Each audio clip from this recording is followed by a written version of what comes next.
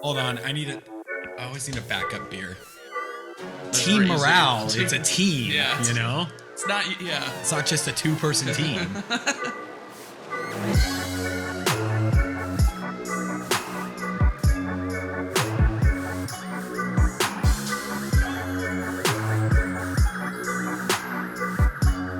What is going on, everybody? Welcome back to another episode of the Team Morale Podcast, where we do our three favorite things, talk a little bit of booze, a little bit of beer, and a whole lot of basketball. No tall guy here today, but Ethan is here. I am here with two of our reoccurring guests on the pod. We've got Big Mike and we've got Ladies Man Tom. Welcome, gentlemen.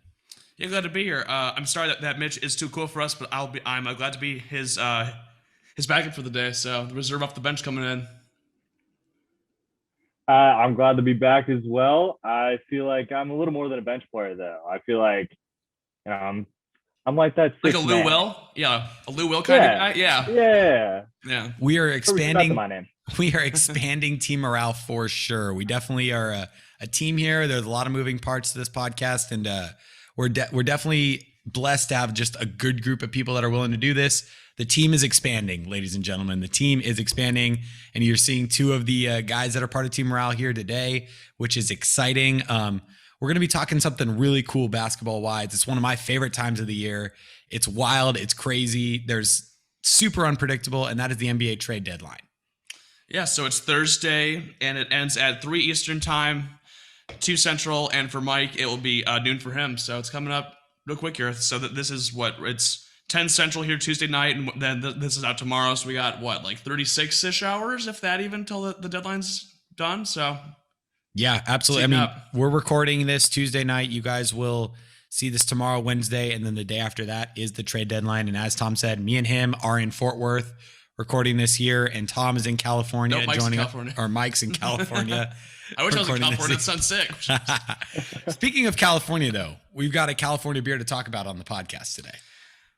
But before, what's the thing I say? But before, sorry, yeah. So Mitch isn't here. I have to say now. Mitch is out golfing. Yeah. I want you people to know Mitch really is golfing right now. Really All right, real selfish of Mitch. But while he's golfing, we don't have a guy to say. But before we do, But before we do, we have the 805 beer from San Diego. That's right. I think it's currently brewed in San Diego, but Mike was saying before we hit record on the podcast here that it was actually originated in Central California, right? Yeah, so the 805 area code is home to cities like Santa Barbara and San Luis Obispo, which is like the Central Coast. Gotcha. Yeah, so I actually went to the brewery a few years ago, and it was a good time. I don't remember a whole lot about it, but I think it was fun. Some of the best memories are the ones you don't remember. That's Tom. true. And just some fun facts about this beer. This is their 25th anniversary this year in 2021. It was founded by two guys named Adam Firestone, a.k.a. the Bear, and David Walker, a.k.a. the Lion. So there you go. I don't know. Yeah, so it's part of Firestone and Walker Brewing Company. Yeah. Again, as you mentioned, 805 for those watching on our YouTube. Mm-hmm. There's a backwards 805 for you. Mike's got the bottles. We're rocking the cans. So anyways, fancy.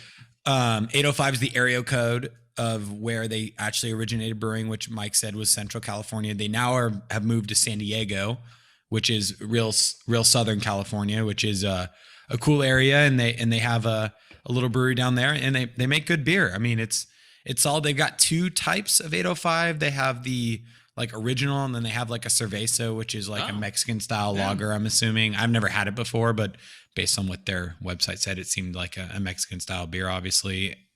But good beer, and we'll get into the taste a little bit later. Sounds good. Yeah, which is exciting. It's fun. This is back-to-back beer podcasts, by the way, guys. I don't know if we've done it. Last week I also had the beer. Yeah. Tom's reoccurring back-to-back as well. So back-to-back Tom episodes, back-to-back beer episodes. There's a reoccurring thing here that Tom likes to drink beer, or Tom just doesn't like to drink whiskey. Do you have a comment? And back-to-back championships for the Lakers. Oh, no. Yeah. For those of you who weren't here, sorry, Mitch. A few episodes ago, Michael, big Laker fan. Why don't you reintroduce yourself a little bit, talk about why you're a Laker fan and all that stuff?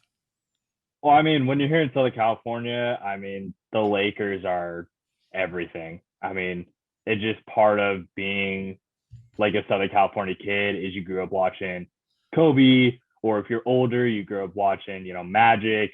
It's just kind of in the fabric of Southern California. So big Laker fan, and you can't be any other fan. It's just the way that it is.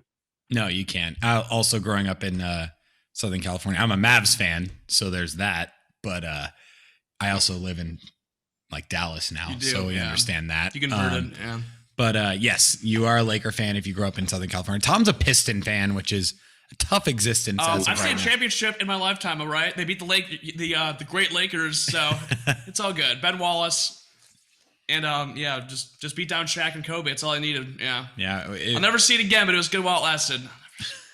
Tom, hold on to that, buddy. I always do every day. That and the bad boys. Always hanging on to those. For those who listened to last week's episode, you heard the gut-wrenching draft history of the Pistons as they passed on Melo and a couple of other. Could have had a dynasty, but they chose not to. We took Darko instead, which is just hilarious. Yeah. Let's get on topic here. We always start just super off topic. We always just try to stay on topic and then we lose it and then we have to get back on topic. Yeah. But anyways, trade deadline coming up. We have 6 players that we have deemed most tradable and not necessarily most likely to be traded. Most interesting true, trades. yeah. There's guys that are more likely to be traded than these guys, but these guys, if they were to be traded, would be more interesting. And of the interesting guys, these guys are the most likely guys to be traded. Yeah.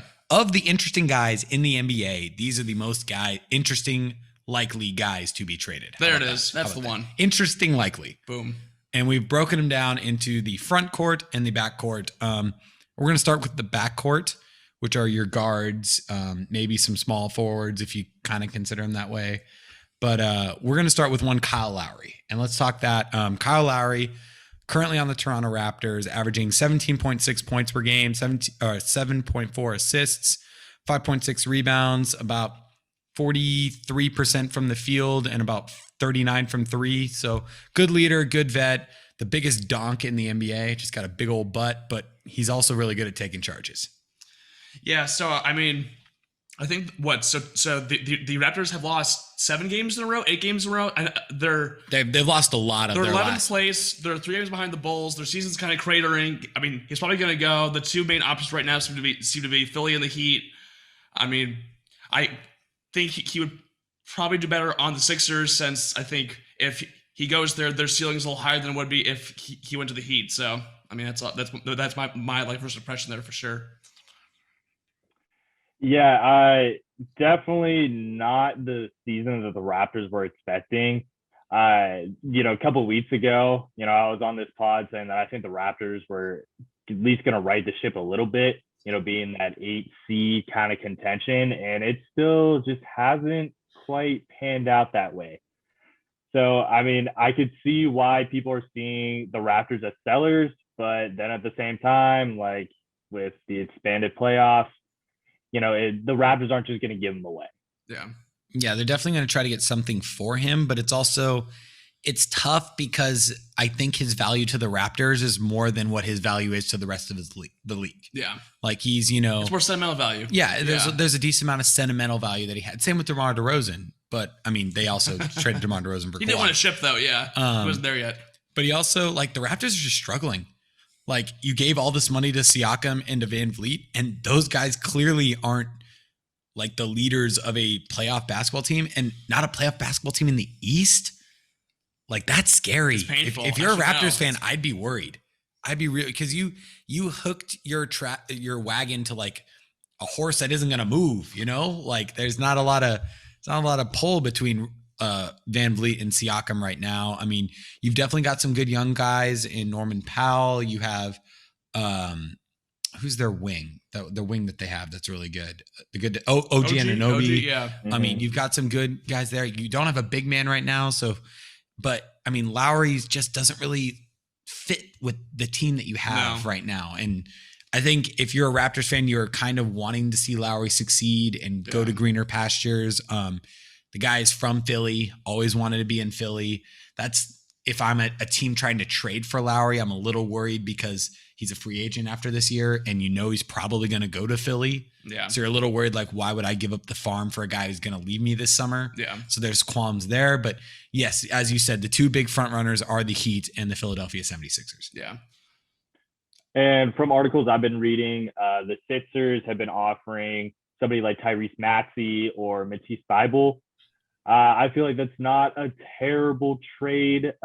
You get a little more control if you're the Raptors, but if you're the Sixers, you definitely get somebody that can make more of an impact right now. And then articles I was reading for the Heat saying that the Raptors want somebody like Goran Dragic, Kelly Olynyk, Kendrick Nunn, or Duncan Robinson. I just feel like all those are way more valuable for the Heat to keep. So, I mean, maybe that's just posturing, maybe that's negotiating, but I would say if he's going to get traded, it would probably be to the Sixers. I feel like that's just a more even trade. If I'm the Raptors and the Sixers offer Matisse Thybulle in the deal, I'm saying yes now. Well, I think Thybulle has the ability to be a DPOY kind of guy, and if you can, send Kyle Lowry to a place where he wants to go and get a guy like Thybulle in return, plus whatever you need to do to match salaries, like I'm saying yes. Like that makes a lot of sense. So when comparing the Sixers and Heat today, I spent some time on the trade machine on ESPN. It was so much harder for the Sixers because you have to do like Mike Scott, probably like Seth Curry plus either Thybulle or Maxey, and it's like hard to get these salaries to match up right. So either you like have to give someone as valuable as Seth Curry or try and bring in like a third team. I know for the Heat, it's a lot more manageable since I think Dragic getting like 18 mil. There's Olynyk getting 12 mil, so it's easier for them to match salaries more with the Heat than the Sixers too. So. I do know that as of a couple of hours ago, actually, it just became known that the Raptors were asking for either Duncan Robinson and Tyler Herro in a trade, or. Okay. So it'd be or. Yeah. So it'd be or. So it's probably some.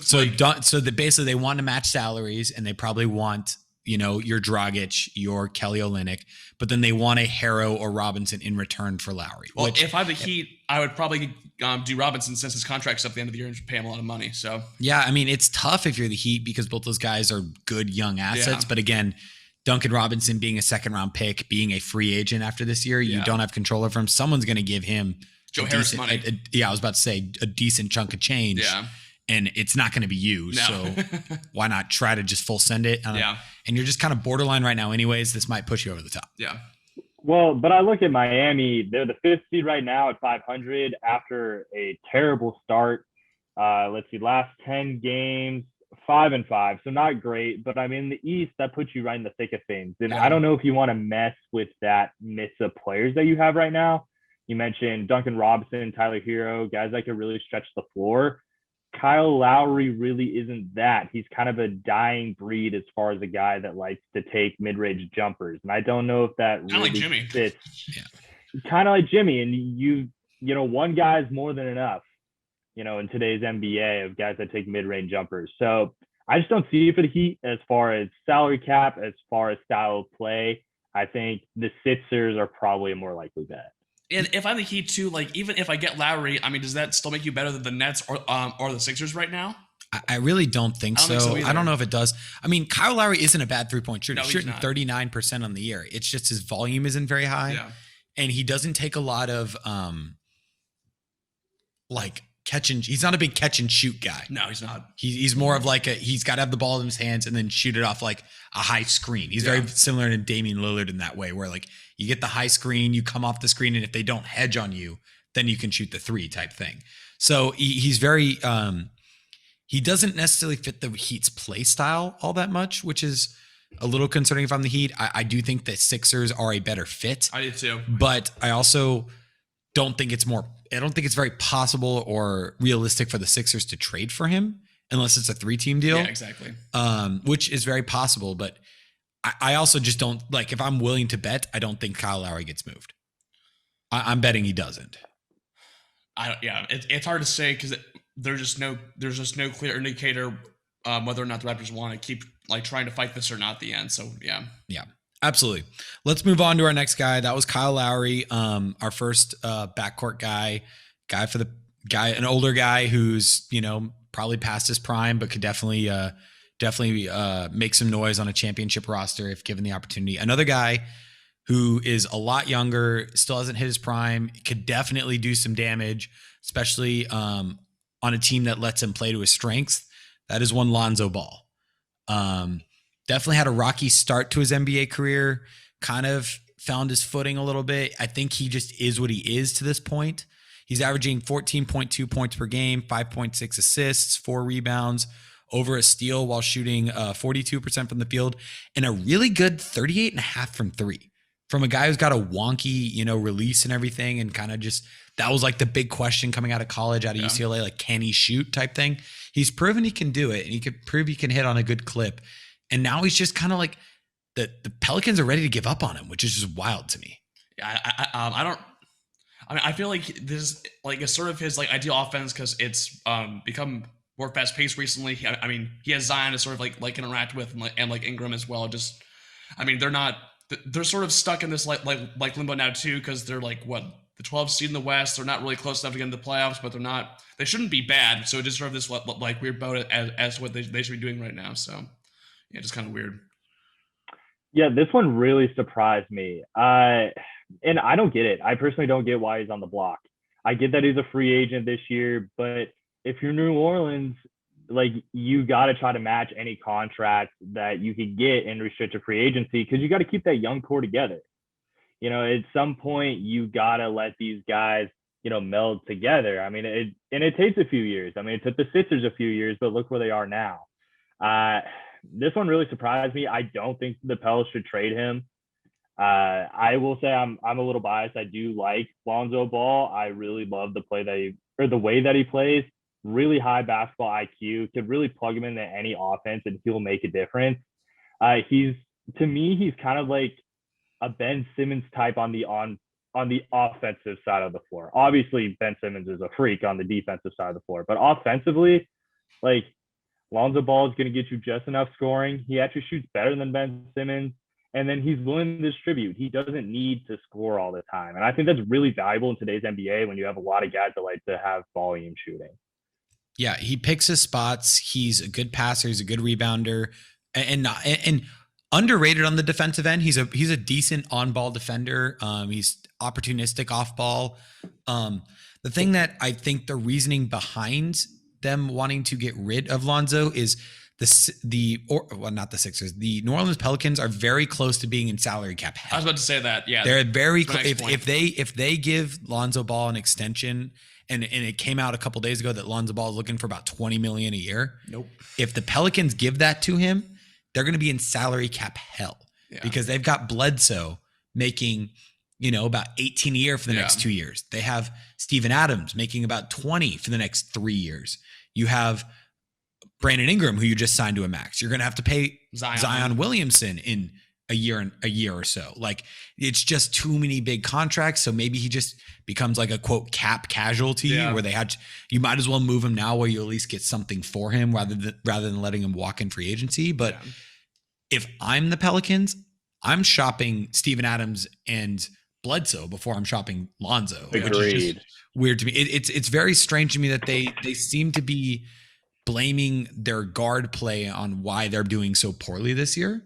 And obviously Lonzo's their starting point guard. So, that he's under the most fire. But, again, 14, 5, 4 while shooting 38 from 3 isn't bad while playing good defense. No, that's really good. At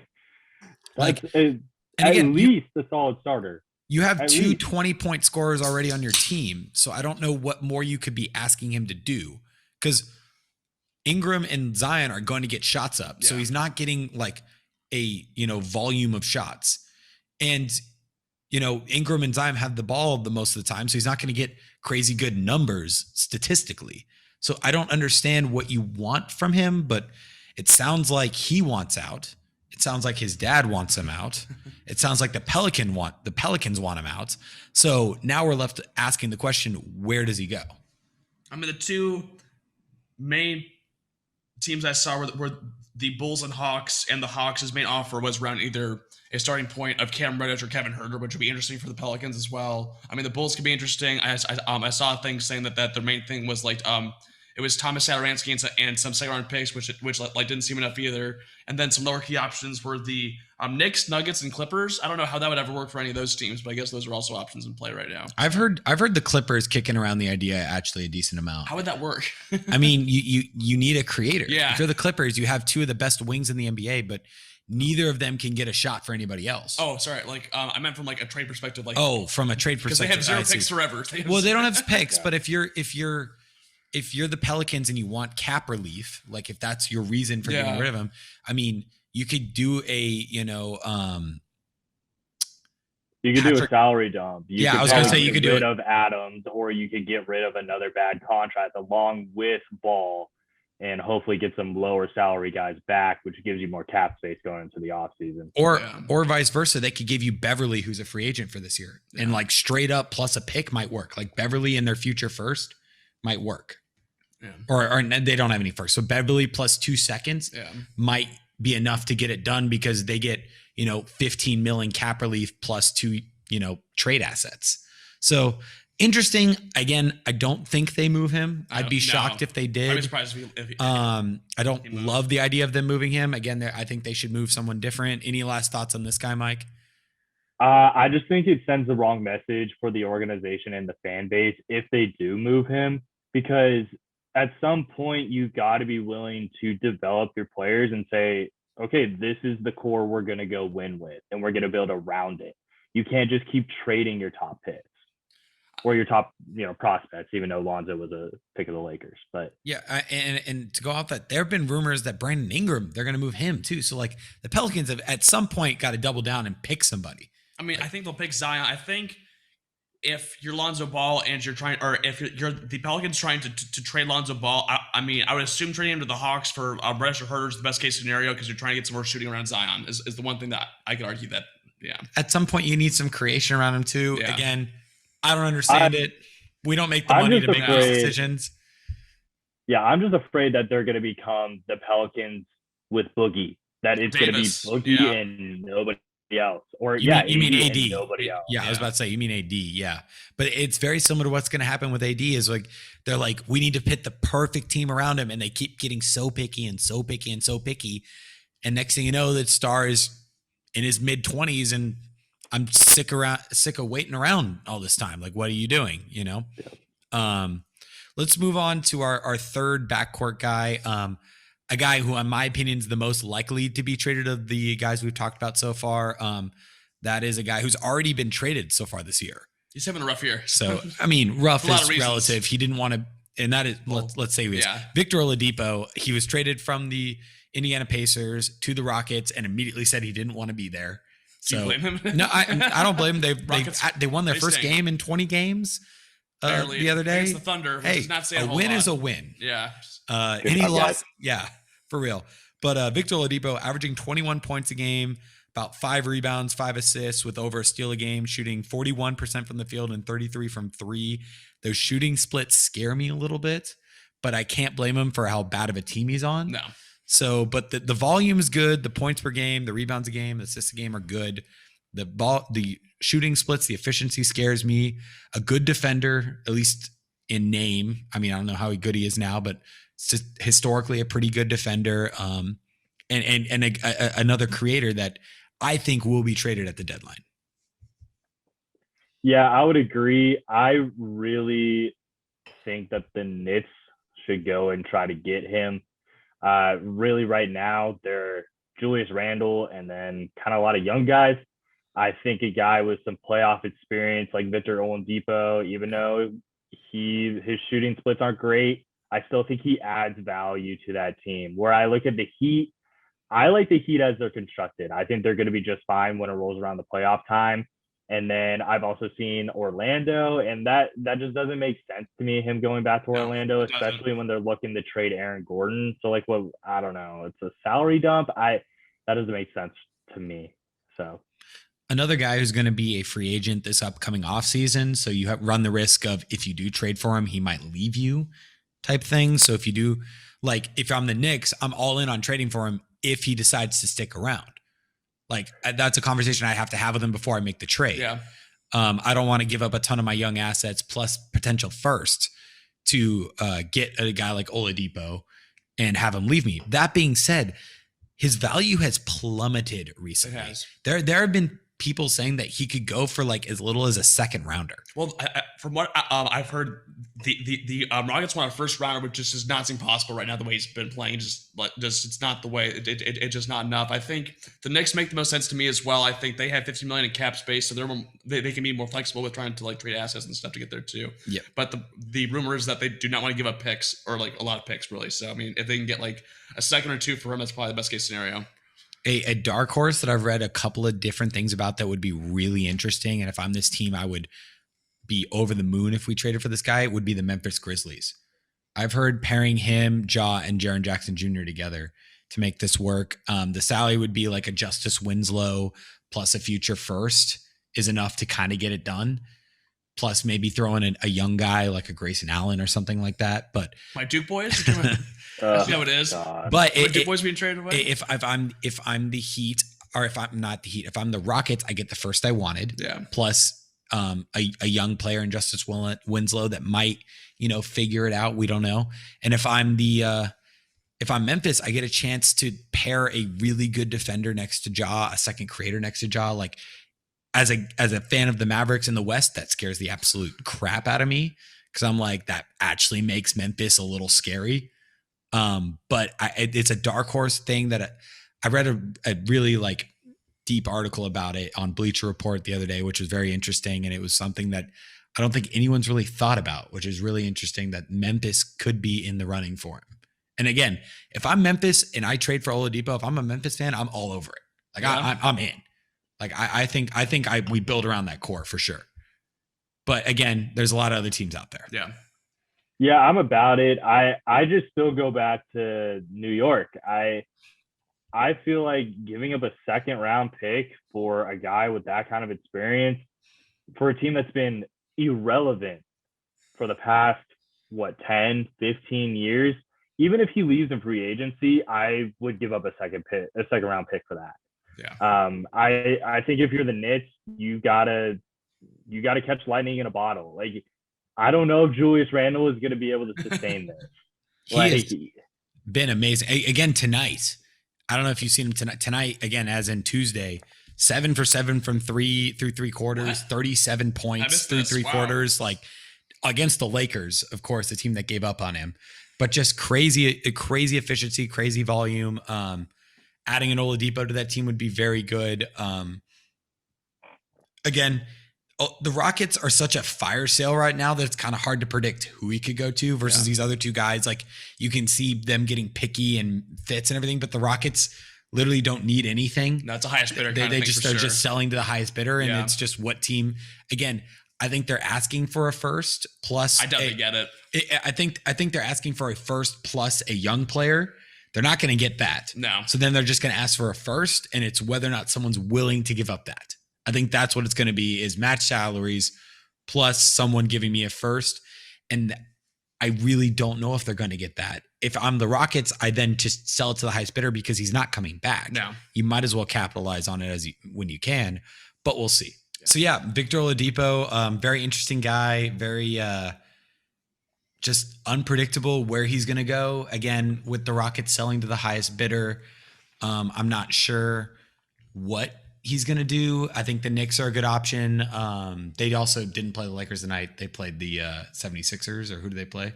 So it was Pelicans versus the Lakers. Yeah, Lakers played the Pelicans. Yeah, and then it was Knicks Wizards. Wizards, that's who they played. So Victor Oladipo, definitely a guy who we don't know where he's going to go, with the Rockets being as just terrible as they are. Yeah.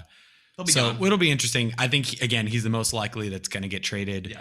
But let's jump back into this 805. Let's talk taste a little bit more. Let's talk the finish on it, what we think of this beer, because it's a good beer. It's a good California beer.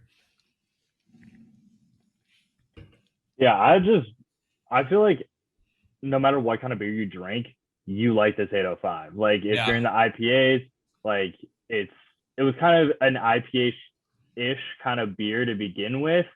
And then even if you're, kind of into the lighter beers, it's not super heavy. So you're into that too. I just feel like you bring this to any group of people and they're like, yeah, 85 is great. Yeah, it's a light summary. A light beer with taste is what it is. According to their website, it's 4.7% alcohol, a 15 ABU, which isn't too high. I mean, it's high for light beer, but it's not too high. Yeah. Their website said it has 4 ingredients, which are hops, malts, yeast, and water. Sounds like beer. Which is basically, you can not boil down to any beer, which is basically saying that they are beer, which is funny. But yes, it's very flavorful for a light beer, which I think is the perfect mix because, again, as you said, you're going to get your IPA guys because they're looking for flavor. You're going to get your non-IPA guys because they're looking for something easy to drink, and it's a good balance between the two. Yeah, I totally agree. And I just feel like, I get why this beer has like started in California and then kind of spread across the country, because I just feel like it's a really easy beer to drink, no matter like what your, preference of beer is. Yeah, but it's not a Coors Light. It's got a little bit of, I mean, when you drink it, it's got a little bit of hops at the end, not a ton, but enough to where you can taste it. But yet it's still smooth and like, I don't want to chug it, but like it's chuggable type thing. Animal. Yeah, I mean, I feel like if you're paying the money for 805, you're not chugging it. Yeah. I'm gonna. You're not shotgunning this beer. Yeah, no.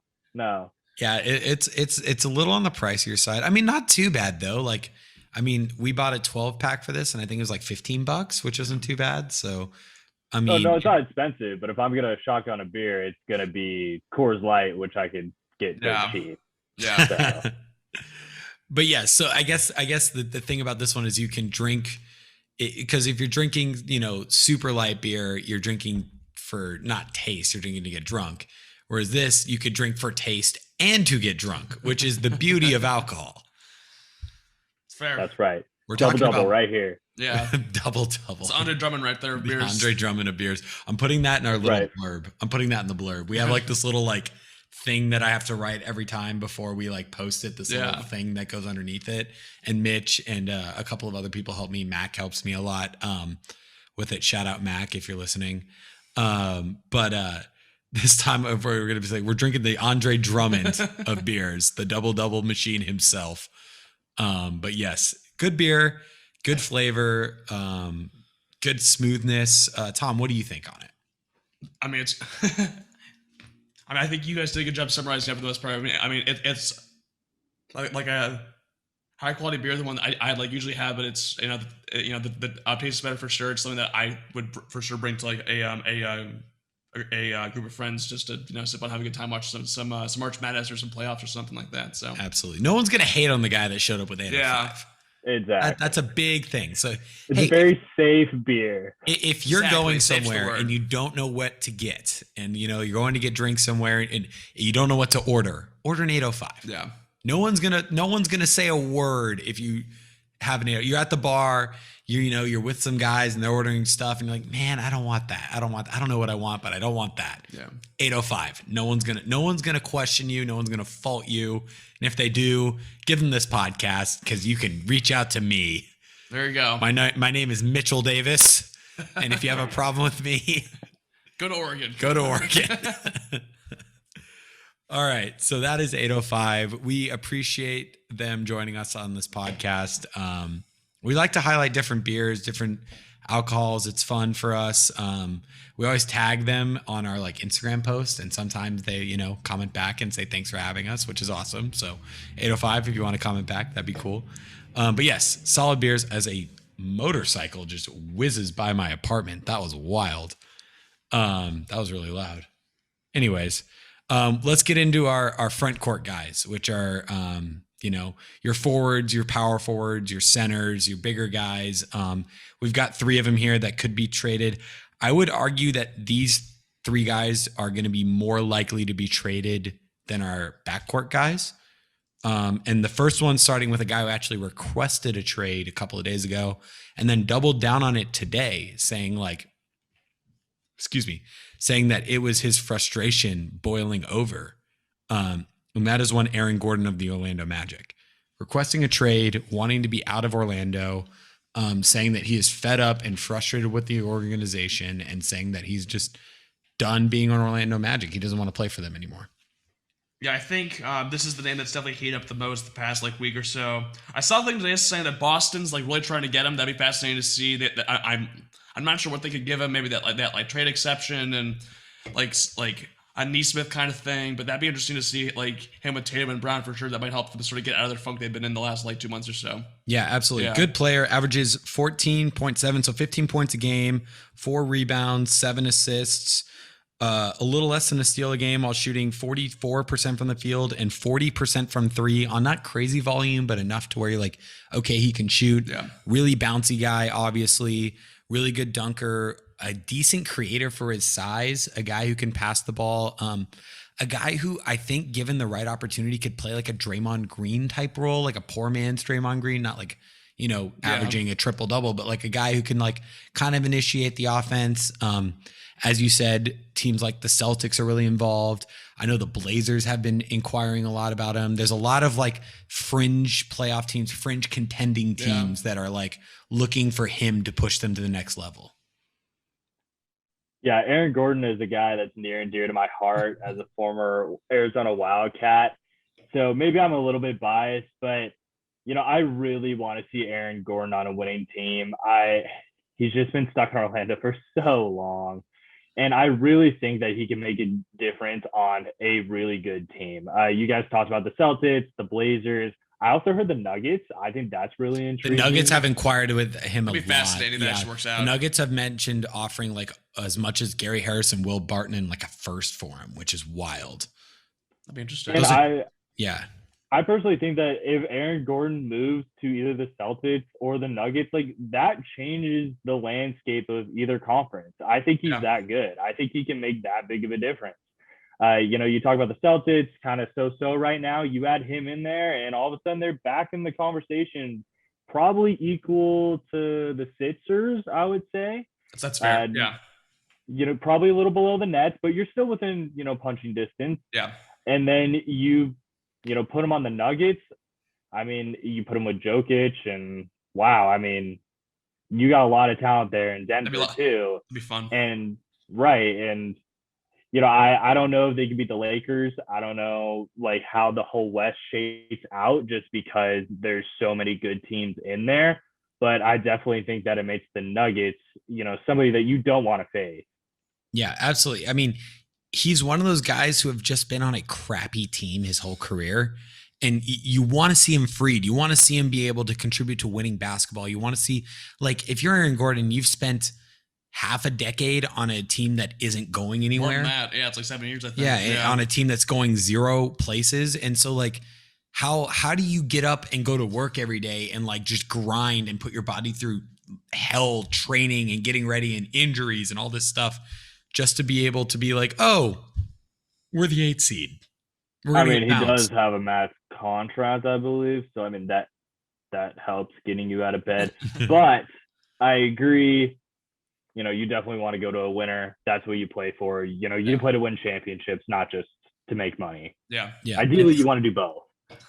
And so I can see him also like upping his numbers on a winning team. Like, I feel like he's one of those guys that goes to a winning situation and plays better. If he's motivated, for sure. And motivation, I think, is a big key for him. And so, like, that if he goes to like the Nuggets or the Blazers, I think that they're up there with the Suns. I don't know if they're in the Lakers territory, but I view the Suns higher than the Clippers, and I would put them up there like as the 1B to the Lakers 1A in the West.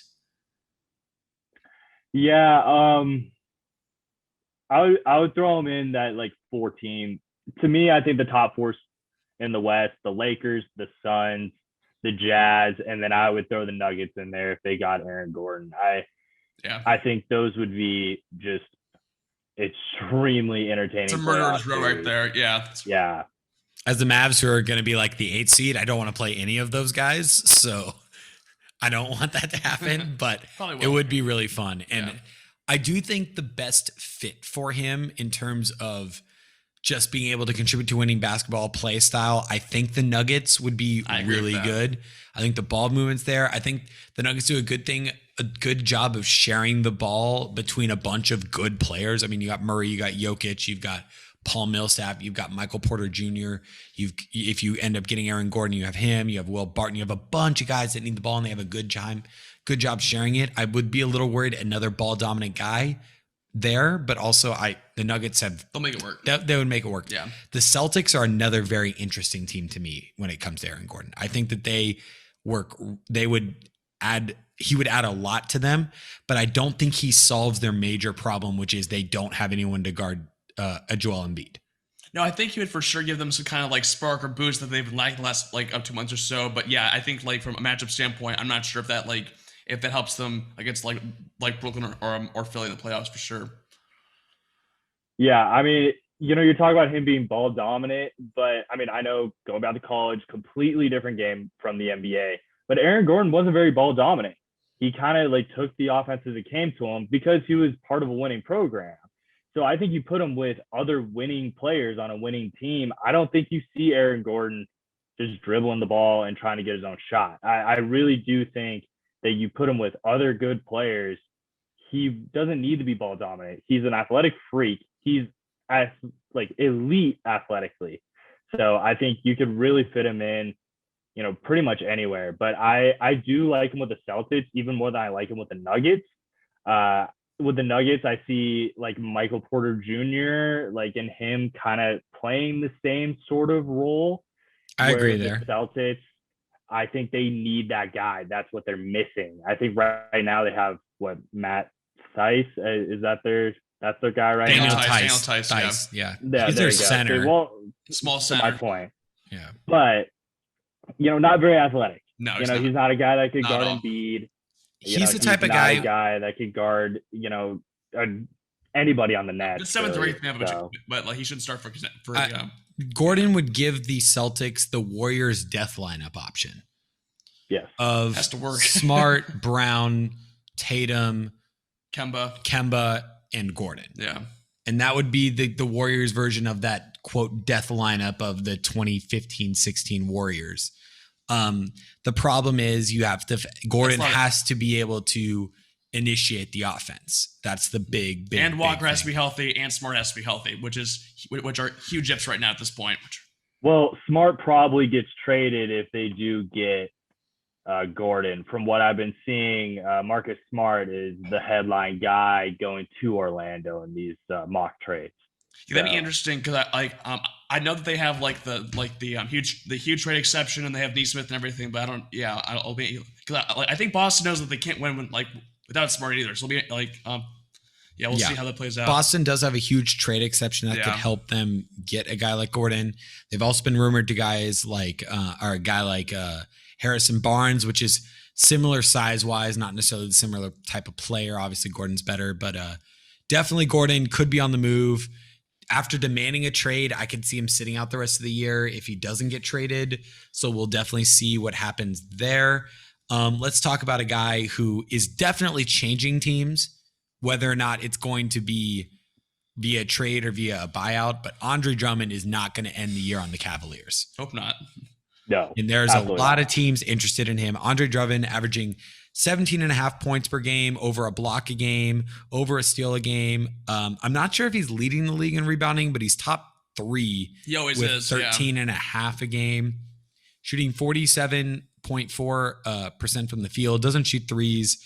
Averages almost 3 assists a game, which is not bad for your center. So a decent creator. Just a guy on a bad team putting up some crazy numbers, but he's not ending. Good stats, bad team guy. I was about to say he's not ending on the Cavs. So where is he going is the question. So I think his market will, for sure is it's so different depending on if he gets traded or if it's a buyout thing. Because if he's traded, the two main teams are the Raptors, who that doesn't really seem to be a thing anymore since they've lost 8 in a row, or the Mavericks, who they need a center play badly. I think you could speak to that more too. But if it's a buyout, then the teams change probably to like a Lakers kind of thing, who are currently mad at Harrell and like there's trade that there's like things that like he could be traded now, or like the Nets or some other big team as well. So if he's bought out, he's going to the Nets. It's been said before. If he's bought out, he's going to go to the Nets. Oh, a Stones reunion for him and Blake? Oh, yeah, that'd be nice. Him, Jordan, and Blake. Oh, it's a weird like love triangle type Yeah. thing. Or he'll go to the Lakers, but most likely the Nets. if he's traded, teams like the Mavs come in, teams like the Raptors come in. There's a couple other teams. Like Boston, also. maybe Boston, too. They need a center. Boston could be in. They would trade exception they could use. So there's a lot of teams that are interested in via trade. It's just whether or not you want to give up what the Cavs are asking. And again, it's very similar to Oladipo. I bet you they're asking for a first. It's just whether or not someone wants to give it up. So a year ago at this time, like being a Pistons fan, they had tried for 2-3 years to get a first. They like never got. They had to sell for a second. Brandon Knight and John Henson, which was just so crushing to me. But like it's probably the market like again right now. So we'll see what happens. Yeah, match salaries and give him a second. I think that's what you get. What do you think, Mike? Yeah, I don't even think like there's a possibility he gets traded. Honestly, I think this is a total buyout situation. I just think the asking price is going to be too high for pretty much, every team that's going to want him. Because if you need him, you want to keep your players because you're in position to win a championship. And if you can get him, you kind of go like, well, why do we want him? Because we're not going to win. Yeah. So I think this is a total buyout situation. I was kind of surprised that the Nets went so hard for Blake Griffin. I thought that they would wait for Drummond. But I guess he still could go the Nets. That still could work. You're saying he's definitely going to go the Nets. I think the Lakers are that's enticing right there with the Nets. I think like Montrezl Harrell hasn't been playing as great as the Lakers hoped he would. He hasn't been bad, but he hasn't been outstanding like he was with the Clippers. Yeah. And then, AD has been, out with injury. I think you could also make it work. You could put AD at more of a 4 spot. You could put Drummond at the 5, and I think that's a really good big lineup. God, that'd be terrifying.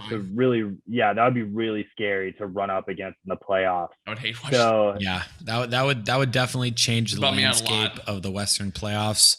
As a Mavs fan, I think it's definitely possible that we could be the team that's dumb enough to trade for him, just because he's not coming to us. We have James Johnson who's making like 18 a year. Okay, so who's that's expiring. Like 10 more after that. Yeah, like an expiring 18, and we're also like 15 under the cap. Okay, so it'd be like Johnson plus a second could probably actually wouldn't do it for sure. Now whether or not the Cavs were willing to accept that versus nothing, I'm not sure. I just know that the Mavs have been linked to him for ever 6 months now, and I mean the needs on the Mavs is there. The Mavs is there. We need a center, and I know the Lakers aren't going to trade for him. Neither are like any other of the good teams. So it's one of those things where if the Mavs want him, they could probably get him. Oh, for sure they could. But they could also turn it down and just be like, go to another team, which could also make a lot of sense. So the Mavs are that one team where like, yes, they're not going to win the championship, but I think Drummond pushes them from a team like I still think we sit in the 7-8 seed. But if we end up trading for Drummond, we become the team that you don't want to play. Like if we're the 7 seed and we have Drummond and you're the 2 seed, you're like, shit, I wish we were the 3 seed. That's a high bar for Drummond though. I feel like I watched him for 8 years and I was like, he's doing the same thing. But you put him next to Luka and those lobs, like he's just the perfect type of big guy to play. Luka's never played with a true big before. All right. He also doesn't play defense a whole lot, so. We don't play defense in general. It's first to 130. Nobody in the NBA plays defense anymore. Yeah. I mean, let's be honest. But anyways, Drummond, very just polarizing player. Like I said, some people think he's the savior to your franchise, while other people think my savior. He's not worth a damn. I think he's also a guy who's just been on bad teams his whole career, which could definitely, hurts but fair. I mean, I'm sorry, hurts but fair. It's definitely a guy that could get in a winning situation, find a role, and do some damage. I think that's where, like, if he went to a Lakers or a Nets, he'd end up contributing to winning basketball in a certain role. He could also go to a team like that and just totally ruin the chemistry. That's the thing. Like, he's super, like, well, not the chemistry off the court, but I'm saying on the court, he's very ball dominant for a center, has a weird face-up game, which he tries to do, which doesn't make any sense to anybody. To save his life either, which is also a problem. So it's just a guy who's very polarizing. Either you love him or you hate him, and you either want him on your team or you don't. Well, and if you're talking about chemistry, I mean, the Nets are already like a dumpster fire. They're a dumpster fire already. Where if he goes to LA, you think LeBron tells him to stop facing up and shooting, that he's going to tell LeBron no? That's fair. Like, That's absolutely. Always a good point. Yeah. So I think I would argue that the Lakers is a better fit for Drummond. I would say it's the best fit for him, honestly, right now. I did too. I agree with that. Even though the Nets probably need him more because they need a big guy. You know, the Lakers will get Anthony Davis back. They will be okay without him, but I still think he works really well in LA. Well, in the East, it's an arms race to just figure out how to stop Joel Embiid. If you're a good team in the East, you're basically just figuring out how to get the biggest guy possible to throw at Joel Embiid. Over the years, Embiid loves trolling Drummond and has destroyed Drummond on like numerous occasions. I'm not sure Drummond's the answer that you think that is. That's like a weird thing. Like following the Pistons, Embiid loves beating the shit out of Drummond, and it's the weirdest like thing. Like he loves trolling Drummond. I don't know why, but it's just super, wild. It's super weird. Drummond's never been good. I know, but like Embiid loves just destroying Drummond. So let's be careful of that in the East. I'm not in the East. Yeah, East GMs for listening to this podcast. Watch out for that. All right, so we've got one more guy to talk about here. A guy that I don't think is going to move, so we're kind of ending on a dud. I probably should have organized these a little better, but we're going to roll through them. John Collins of the Hawks, a guy who's going to be a restricted free agent this summer. I think he starts next year on a new team, but whether or not he gets traded at the deadline is a different story. Yeah, I mean, he's been in trade talks for a year? 2 years? 2 years? Yeah, like on and off. They're just like you always like. I feel like once a month I'll see like the Hawks offered him to like some random team for like X player or something, and it got turned down. I saw like a day ago that he was offered to Boston, and then Boston like wanted to do a deal, but then the Hawks wanted Jaylen Brown. The Celtics were like, no, why would we give Jaylen Brown for John Collins? But yeah, no. So it's just like a weird mix of things. I've seen just like a wide variety like of teams like in play. I've seen like the Mavericks, Kings, Timberwolves, like even like my Pistons wanted in. I'm like, let's not do that. But I mean, just there's no like clear smoke signal for where he could go or what the market is for him right now. Yeah, I mean, I've just seen a whole bunch of reports everywhere about John Collins. I mean, I've heard the Celtics, the Kings, the Mavericks, the Pistons, it's all over the place. Yeah. Which tells me if everybody is like offering, but no one is actually able to get him, that nobody really wants him that badly, which tells me that he stays in Atlanta for the rest of the season. And then he kind of returns to, market value in free agency. And we're going to see if the Hawks, are willing to match that contract. Yeah, I don't know. Kind of an interesting case with John Collins. Good player, but at the same time, like, is he good enough to give up, some young players or, give up a whole bunch of salary for? I don't know. Yeah, he's not a bad player, averaging 18 points a game, 8 rebounds, over a block a game, shooting 37 from 3. So he's not bad. Like, he's a good offensive player. Doesn't offer a ton on the defensive end in terms of ball stopping and like really like defending the paint. I mean, he blocks shots, but not greatly. And he's not a great rim like defender. He's a rim protector, but not a good rim defender, which is a big thing that we might get into on a later podcast, the difference between the two. But he's one of those guys where like everybody thinks he's available, but then they reach out and kind of inquire a price and like, nah, never mind. Like you're walking by the store and you see this really cool thing in the window and you're like, oh, I'm going to walk in and see that. And you realize it's like $1 million. You're like, nah, I'm going to walk out the store. Thanks for playing type thing. He's just super expensive and the Hawks want the world for him. Again, good young player, but not necessarily worth what they're asking. Well, I think right now too, the Hawks have won 8 of 9 games. They're 4th in the East. Like, I sort of get the high price because they think that they can probably try and make some kind of run the playoffs. They probably won't, but like I can see like why they're like trying to protect what they have right now. So yeah, I mean, again, so weird thing. The Mavs a couple weeks ago when they were like, let's trade Kristaps vibe.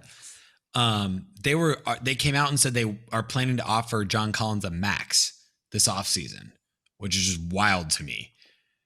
It's a weird fit. So it's a super weird fit. So like there were parts of me were like, oh, we're trading Kristaps and John Collins is going to be the guy now. I don't know. So, but like there are teams, but the thing is, my point in this is the Mavs aren't the only team that have came out and said they're going to offer John Collins the max. Yeah.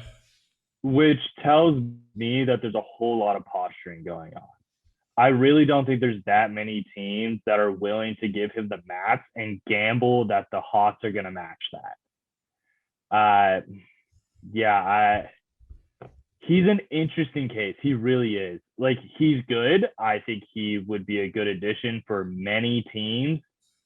I just don't know what his value is. I don't know. I agree with that. He's really puzzling to me. The fact that none of us know what his value is tells me that he's probably not going anywhere. And that kind of brings me to this. Let's talk, like, we've got a few minutes left, about just the fact that I don't think this is going to be a busy trade deadline. No, there's no. I don't think there's going to be a lot of movement. I think that there's the expanded playoffs. I think that the way that the NBA season has come out, COVID being a real thing, the fact that this whole year just kind of had this weird, like, let's just get through it vibe. I don't know if there's going to be a lot of movement at this trade deadline. Well, I mean, so of the 6 guys we listed, I'd say 2 are locks to be traded with Oladipo and Drummond. But after that, it's kind of like, who knows? Like maybe Collins or maybe Gordon gets traded. Like maybe the Heat make some kind of weird offer for Lowry, but like I don't really know what's going to happen besides like those 2 guys. So really, I mean, I'm sure there will be like some like small deals. Like I think like some teams will try and get more shooting or some buyouts will happen, but I think by like Thursday, there's not going to be a whole lot of action going on. A lot of role players that could be moved, but again, I just like don't Redick think there's someone, that many. But no one, yeah. I don't think that, like, normally there's probably 15, 20 trades in the last day of the trade deadline. I wouldn't be surprised if they're less than 10. I was thinking around 10. 10 was my over-under number there. Yeah. I'm looking at the list that we talked about too. I mean, I see Aaron Gordon. He's not a free agent this next year. The Magic could sit and they could try to work something out in the off season. Lowry, maybe if the right fit. Yeah. Oladipo will probably, but yeah. Probably, but I don't know what that's going to be for. And Lonzo, I don't see him moving either. I don't either. No. I agree with you guys. And then not to beat, a dead horse here, but with the 10 teams getting in the playoffs this year, it really incentivizes everybody to stay in pat. You look at, Toronto, and we're talking about how badly they played, but they're 2.5 games out of being in the play-in tournament. Yeah. Let's see who else we talk about. Cleveland, they're a game behind Toronto. In the East, you could easily make a run. You play the bottom teams in the East, you go on a run and all of a sudden you're right in the 10th spot. So, I mean, you look out West, we were talking Pelicans with Lonzo and Redick. Yeah. Like the Kings have healed Barnes and Bagley. They could try and we didn't even talk about the Kings. And the Kings could be the Rockets as well and just sell everybody. Rockets, yeah. Yeah, the Kings are the Oakland A's of the NBA. And if you follow the MLB, you know that the Oakland A's bring up a whole bunch of good young players and then trade them away for no reason. So the farm that's team what for the big Kings teams, do. yeah. They're a farm team. They really are. Yeah. But I mean, we're looking at New Orleans. New Orleans is a 2.5 games behind Memphis. That's doable, actually. I didn't know it was really close. It's doable. I'm not saying they're going to do it. Memphis is good. Golden State is still a formidable team if you're talking about the bottom half of the playoffs. So I just don't see a lot of incentive for these teams to make, big moves unless it's really going to help them. Yeah. And by helping one team, you're probably hurting another. So very excited to see what happens on Thursday at the trade deadline, which you guys will be seeing this tomorrow. So tomorrow for you guys, 24 hours from now, 24 hours from when you guys are hearing this, Yeah. It'll be very interesting to see what happens. Anything crazy happens, we will try to get out with a emergency pod. It seems it depends when everyone comes back from golf. Mitchell. That's it. Just Yeah, Mitchell. all right. That was not silence there. Yeah. But yes. And then also for those guys who listened to last podcast, apologies for not doing the bracket thing. It just got on top of me. I'm gonna be honest. I promised our listeners that we would do like a Team Morale podcast bracket thing, and I just didn't. Like an actual like bracketology thing, or what was the bracket? No. Like make a bracket and everyone, all of our listeners could join in. Oh, and I just didn't. I just didn't do it. I'm gonna be honest with you. Sorry, guys. But anyways, Ethan's going to IHOP though. If that makes you feel. Yeah. So we might be doing a podcast from an upcoming IHOP. I did do terrible in my bracket, and by that I mean I got last, and that means I have to spend 24 hours in an IHOP. Well, 12, but he's self. It's 24 hours in an IHOP, and for every pancake I eat, it's 30 minutes off my time. Yeah. So might be recording from a podcast. Pancakes. He's got it. Michael's just now learning of this, and That's he's true. laughing. I did not know this. This is hilarious. Yeah, it's a new development the last like 24 hours. Yeah, Kansas losing really screwed me. Anyways, we are off topic. Thank you two for joining me tonight. Thank you guys for filling in for the tall guy. We are definitely going to have you guys on a lot more, expanding the Team Morale podcast. We're going to have a team here. We're going to have a big group of guys that are going to be on more often. 805 Firestone and Walker joining us tonight, which was a solid beer, a couple of beer podcasts in a row. So we're going to have to get back to the whiskey here in a little bit, but definitely a good podcast. Excited to see what the trade deadline comes. Cheers, gentlemen. Cheers.